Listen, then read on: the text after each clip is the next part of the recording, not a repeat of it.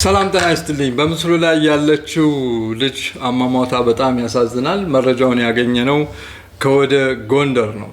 ይህች በምስሉ ላይ የምትመለከቷት እህታችን ከሰፈሯ እንግዲህ በጣም ታፍራ ተከብራ የምትኖር በጣም ጨዋ ሁሉ ሰው የሚወዳት ነው የሚሉት መረጃውን ያቀበሉን ሰዎችና ድንገት ከሰፈሯ ተሰወረች፣ ጠፋች። ቤተሰብ በተጨነቀ ጊዜ ግን ከቀናት በኋላ በራሷ በስልኳ ለቤተሰብ ቴክስት ይደርሳል። ጸበል ቦታ ስለሆነ ያለውት አታስቡ፣ አትጨነቁ የሚል ማለት ነው። ኦኬ እንደዛ ከሆነ ምንም ችግር የለም በማለት ቤተሰብ ይዘናጋል። ትንሽ ቆይቶ ደግሞ እንደገና በዛው በሷ ስልክ ቴክስት አሁን ይገባል ለቤተሰብ። ጸበል ቦታ ላይ ለአንዳንድ ነገር ገንዘብ ስለሚያስፈልገኝ ላኩልኝ የሚል ማለት ነው።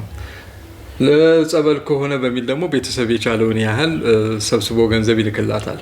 ይሁን እንጂ የገንዘብ ጥያቄው ሊቆም አልቻለም እና እስከምን ድረስ ይሄዳል ጥያቄው? ያላትን ንብረት ሁሉ ያፈራችውን ወርቅ ሁሉ በደህና ጊዜ ገዝታ ያስቀመጠችው ነው እሱ ሁሉ ተሽጦ በርካሽ ዋጋ ተሽጦ ለዚች ልጅ ለጸበል ወጪ ይላክላታል ማለት ነው።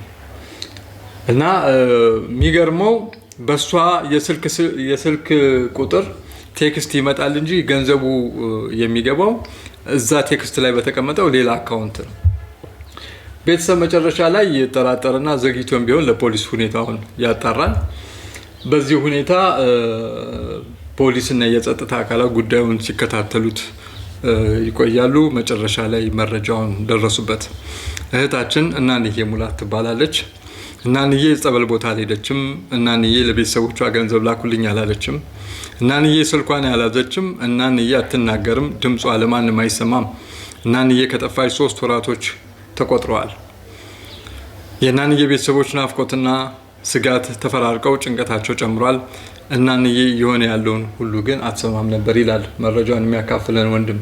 ሆኖም የእናንዬ በድንገት መጥፋትና አለመመለስ ድምጿ መጥፋት ያሳሰባቸው የተጠራጠሩ ቤተሰቦቿ ዘግይተውም ቢሆን ሁኔታውን ለሚመለከተው አካል አሳወቁ። በጉዳዩ ዙሪያ በተደረገ ጥብቅ ክትትልና ምርመራ እናንዬን የገደለ ተጠርጣሪ ሰው መሳይ አውሬ በቁጥጥር ስር ውሎ የሰራውን ኃጢአት መሸከም አቅቶት እናንዬን ገድዬ ቀብሬያታለሁ የሚል ድምፅ አሰማ ይሉናል።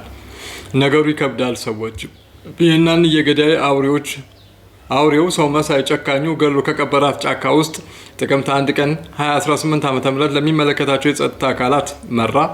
ቦታው ሲቀፈር የእናንዬ ከአፈር ውስጥ በቅርብ ርቀት አካሏ ረግፎ ተገኝታለች። የተገኘው የእናንዬ አስከሬንም በጎንደር ከተማ ተቀብሮ ከነበረበት ጫካ ወጥቶ ዛሬ ጥቅምት 2 2018 ዓ.ም በትውልድ ቦታዋ ሰሜን ጎንደር ዳባት ወረዳ ወቅን ቀበሌ ወይብላ ማርያም ቤተክርስቲያን ወገን ዘመድ በተገኘበት በክብር ስርዓተ ቀብሯ ተፈጽሟል በማለት ዘጋቢያችን እናትዋ ጎንደር ከታማኝ የመረጃ ምንጮች ያገኘችውን መረጃ ለተራራው ዳገቱ አድርሳለች ይላልና ይህች ልጅ እንግዲህ በዚህ ሁኔታ ተገላ በሷ ስልክ እንደገና ቴክስት እየተደረገ ገንዘብ ይሰበሰብ ነበርና ወዴት እየሄድን ነው ያለ ነው